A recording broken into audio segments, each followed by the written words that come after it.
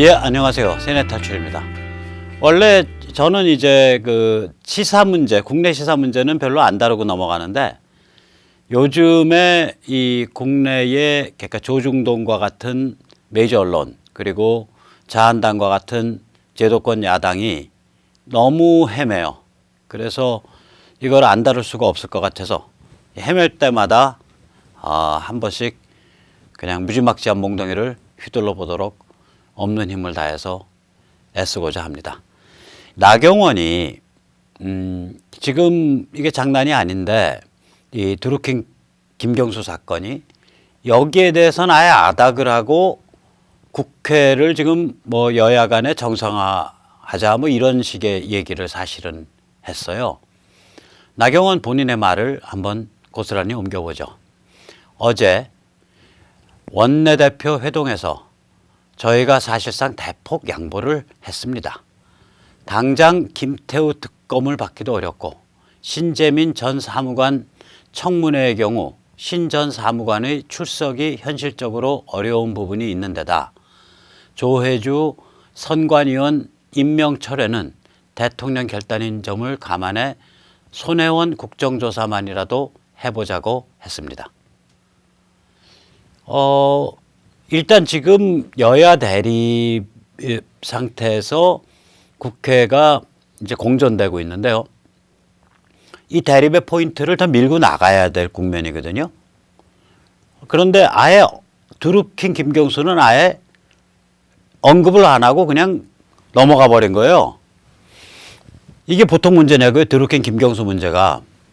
제가 한번 전에도 세뇌탈출에서도 보여드렸지만 이 표와 같이 수백 대의 이제 그 기계, 그러니까 스마트폰을 사용을 해서 그거에다가 이제 그 해킹 프로그램을 짜요. 그때 해킹이라는 건 뭐냐면 보통은 이제 그 안드로이드에서 프로그램을 짜는 그 영역이 있는데 그게 아니라 그거보다 더 아래로 기어 내려가서 아예 안드로이드 OS 자체를 자기 마음대로 좀 조절을 하는 그런 프로그램이죠. 핵 프로그램을 짜는데 이 핵 프로그램을 짜갖고 어떤 식의 이제 기능을 만드냐면 자동으로 어떤 그 타겟이 쭉 주어지면 한 타겟에 접속할 때마다 한 URL, 한 링크에 접속할 때마다 IP를 새로 받아서 접속하고 작업을 한 다음에 자동 작업을 한 다음에 그 다음에 IP를 끊고 다시 IP 주소를 또 받고 다시 접속해서 이런 식의 프로그램을 짜요. 이렇게 하면 무엇을 할 수 있냐면은 그러니까 이 타겟이 만약에 이게 네이버다. 그러면 네이버 뭐 게시판이다. 그러면 네이버 게시판 입장에서는 네이버 입장에서는 이 한 스마트폰이 계속 접속을 이렇게 그 아이디를 바꿔서 해왔을 때 접속할 때마다 새 IP 주소를 받았기 때문에 이 스마트폰이 동일 스마트폰인지를 몰라요. 그래서 전에 네이버 그 사장이 국회에서 이 문제 불거졌을 때 나와서 얘기할 때 이 드루킹의 킹크랩 방식 같은 방식에서는 실제로 그러니까 이 댓글이 기계에 의해서 조작돼서 일어난 건지 이거를 감식할 방법이 없다. 그런 취지의 증언을 했었습니다. 자, 이런 기계를 수백 대를 만들고 이 기계를 이제 운영하는 킹크랩 서버를 또 두고 그렇게 해서 밝혀진 것만 근 1억 건에 가까운 이제 그 댓글 조작, 여론 조작을 했단 말이에요. 그럼 이거는 이 자유민주주의 공화국에 있어서 무슨 일을 저지른 거냐면 국민 주권을 농단하고 국민 주권을 찬탈 내지 강탈한 사건입니다. 스마트폰이란 기계가 수백 명, 수천 명의 국민 흉내를 낸 거예요. 기계 한 대가. 그러면 그 기계가 이제 100대다 그러면 그게 수십만, 수백만 명의 이제 국민의 목소리인 것처럼 흉내를 낸 거죠. 그래서 일반인들도 게시판과 그 댓글을 보게 되면 요새 여론이 이렇구나. 이게 보통 사람들의 사고방식의 모양이구나. 나도 여기 좀 같이 이런 식으로 생각해 봐야지. 뭐 이런 식으로 이제 말하자면 세뇌에 당한단 말이에요. 이 홍수 속에서. 이게 이제 참 흉악한 일인데 이게 얼마나 지금 문재인 이 정부 아래서 얼마나 황당한 일이 일어나고 있냐. 김관진은 이제 북한 통전부 심리전에 대항하느라고 군부대가 댓글을 달았었는데 거기에 대해서는 7년을 구형했어요. 그때 군부대 댓글이 이제 그 문재인 혹은 민주당에 반대되는 그런 내용들이 아니에요. 주로 그 댓글을 건드린 그 타겟들이 뭐였냐면 국가 안보에 대한 거였다고요. 사드 배치라든지 이런 것들. 이런 걸 가지고 7년을 구형했단 말이죠. 김관진에 대해서. 그런데 주권농단한 김경수는 물론 선고지만 징역 2년이에요. 꼴랑. 아니 지금 주권농단이 이게 얼마나 심각한 사안입니까? 국민의 주권을 찬탈한 행위인데 그걸 강탈한 행위인데 지금 나경원은 아예 이 문제를 언급하지 않고 있는 거예요. 그럼 자한당 전체가 이 문제를 언급 안 했냐? 안 그래요. 예를 들면 충청북도 도당위원장을 맡고 있는 박덕흠 의원은 2018년 4월 이미 작년이죠. 한 10개월 전에 그 충북 도당 규탄 대회에서 이런 취지의 말들을 했다고요.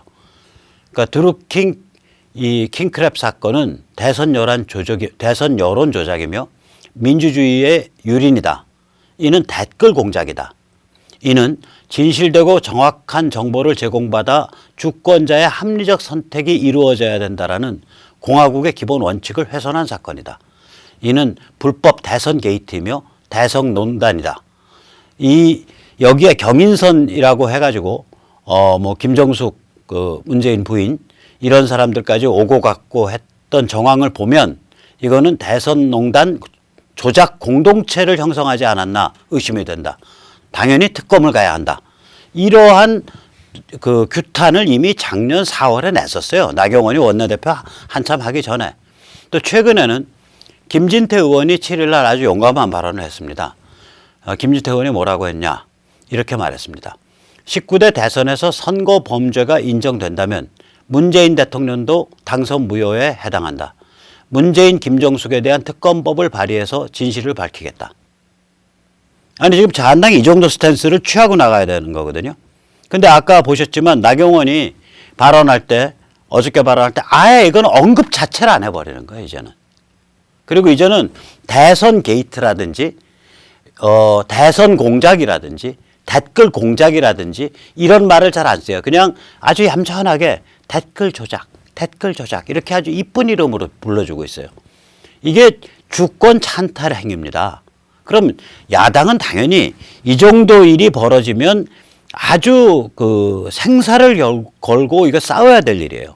근데 나경원 한번 보세요. 이게 이제 이 문제가 불거지니까 이해찬이 그렇게 말했거든요. 엊그저께. 뭐야? 지금 촛불혁명에서 만들어진 국민의 정부에 대해서 대선 불복을 한다는 거야? 너희 지금 그렇게 까불래? 이런 식의 취지로 말을 했단 말이에요. 이해찬이. 그래서 나경원이 바로 꼬리 내리고 깨갱했어요. 나경원이 한 말 그대로 옮겨보겠습니다. 우리가 언제 대선 불복이라고 했나요?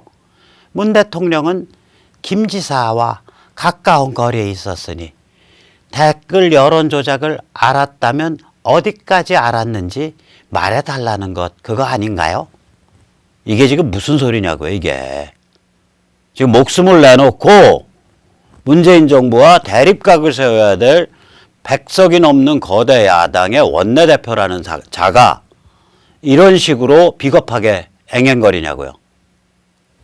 특히 여기서 아주 기가 막힌 거는 이게 바로 엊그저께 발언인데 김경수에 대해서 김지사라고 깍듯이 직함을 붙여주는 거예요. 김경수는 유죄 판결을 받았잖아요. 그 유죄 판결의 결국 의미는 뭐냐? 형량은 전혀 마음에 안 들어요. 형량은 이 사람은 최소한 종신형 곱하기 10배 해야 돼요. 근데 형량은 결국 뭐냐면은 그 유죄 판결의 의미는 결국 뭐냐? 주권농단, 주권 찬탈 행위에 책임이 있다는 거 아니에요. 그럼 주권농단범, 주권 찬탈범한테 지사라고 꼬박꼬박 직함까지 불러줘야 속이 풀리나? 나경원 씨는? 이러고서 뭐하러 지금 이 위급한 혹은 이 백척간두에 쓴 정치 위기가 한없이 진행되고 있는 이러한 상황에서 뭐하러 야당의 원내 총무를 하냐고요. 뭐하러 국회의원을 하냐고요. 그냥 일반 시민으로 사시지. 무화하게. 나경원은 마땅히 이렇게 말했어야 돼요. 이는 주권농단 주권찬탈 행위입니다. 엄정하게 특검해서 문재인과 관련이 있다고 밝혀지면 대통령 당선 무효에 해당하는지 판단해야 할 아주 심각한 사안입니다. 이렇게 말을 했어야죠. 아니 대선 불복이라는 그거 뭐 이렇게 그 입에도 담기도 어려운 말이에요. 지금 당장 대선 불복하겠다는 것도 아니잖아. 국정조사하고 특검해서 밝혀지면 관련이 있다 문재인과 그게 밝혀지면 그때 가서 불복을 검토하겠다. 이건데 왜 그 말을 그렇게 꼬랑지를 내리고 깨갱하고 도망을 가냐고요. 그러고서 무슨 야당의 원내대표라냐고 지금 같은 정국에서. 하여간에 감투 욕심들은 있어요. 감투 욕심들은. 그런데 이 나경원이요. 일종의 상습범이에요. 이 사람이 중요 고비마다 배신을 때리는 그런 성향이 있어요.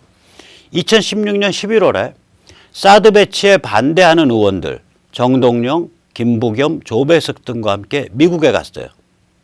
그러면은 미국에 갔다 와서 이제 기자회견, 공동 기자회견을 했는데 그 공동 기자회견 할 때 예를 들면 나는 사드 배치에 찬성합니다. 같이는 갔는데 우리 당의 입장을 그때는 정확하게 제가 전달을 하려고 노력을 했습니다. 뭐 이렇게 얘기를 했어야 될 거 아니에요. 그때 그런 언급이 없었다고. 그럼 결과적으로 뭐냐? 사드 배치 반대에 들러리를 쓰는 그러한 방미를 한 거예요. 그렇게 정동영, 김부겸, 조배숙이 좋아 죽고 못 사는 사이인가? 우리 나경원 씨랑? 이 사람은 중요 고비 때마다 배신을 때리는 거예요. 지금 드루킹 김경수 건을 물고 들어가야 되는 이 굉장히 중요한 고비거든요. 주권농단, 주권찬탈 범죄가 일어났기 때문에. 그런데 딱 배신 때리고 아예 언급을 안 해버리잖아. 원내대표라는 자가. 이런 자를 원내대표로 뽑아놓은 자한당은 도대체 정신머리를 어디다 두고 사는 정당이냐고. 참. 그래서 저는 나경원한테 묻고 싶은 말이 있어요. 당신 정체가 뭐야? 뭐길래 이렇게 중요한 고비 때마다 아주 치명적인 배신을 때리는 거야? 당신 간첩 아바타야? 아니면 당신 종북 아바타야? 아니면 당신 친북 아바타야? 아니면 당신 바보야? 혹은 당신 약점 잡힌 겁쟁이야? 그것도 아니잖아. 아니래잖아. 오케이? 그럼 당신이 한번 말해봐. 당신의 정체가 뭐길래 주권 창탈, 주권 강탈, 주권 농단과 같은 무지막지하게 심각한 범죄에 대해서 아무 언급을 안 하고 국회 정상화를 운운할 수 있으며 당신 정체가 뭐길래 사드 배치에 반대하는 저쪽 국회의원들과 어울려서 결국 결과적으로는 사드 배치 반대 방미 들러리를 쓰고 돌아다녔냐라고 물을 수밖에 없죠. 정체를 밝히세요. 이게 이완용의 나라 팔아먹은 사건보다 더 심각한 일입니다. 이게. 이완용보다 더 나쁜 짓이에요. 왜냐? 이완용 때는요. 주권이 왕실한테 있었어요. 국왕한테. 그러니까 왕실을 보존하기 위해서 왕이 차마 입에 못 꺼내는 나라를 팔아먹어서 왕실은 지켜내는 그러한 매국 행위를 이완용이 왕의 대리인으로서 대리해 준 거예요. 그때 주권은 왕실 주권이니까 왕실이 나라를 팔아먹던 말던 그거는 조선 왕실의 마음이에요, 사실은. 그죠? 그러니까 물론 백성의 입장에서는 피눈물이 쏟아지는 일이죠. 그게 명분상 왕의 소유물이라도 나라가, 주권이. 그러나 실제로 있어서는 우리 백성 한 명 한 명이 수천 년의 세월 동안 지켜온, 독립성을 지켜온 그런 공간인데 그걸 왕실 마음대로 팔아먹어? 그러니까 우리가 화를 내는 거죠. 그러나 부분적인 명분이라도 거긴 있다고요. 왕실이 주권자니까 왕실이 나라를 팔아먹은 건데 그 심부름을 유한용이가 한 거예요. 근데 이 경우는 그게 아니에요. 이 경우는 뭐냐? 드루킹 김경수가 말하자면은 국민이 주권을 갖고 있는데 그 주권을 국민이 갖고 있는 주권을 농단하고 강탈한 경우라고요. 그럼 당연히 국민이 주권의 행사를 위임해 놓은 국회의원의 상당수를 거느린 야당의 원내대표라면 이 같은 주권 찬탈 행위에 대해서 거의 목숨을 내놓고 싸워야 돼요. 근데 언급을 안 해? 이 중요한 시점에? 그래서 다시 한번 나경원에게 묻습니다. 당신 정체가 뭐야? 예, 오늘 여기까지 모시겠습니다. 감사합니다.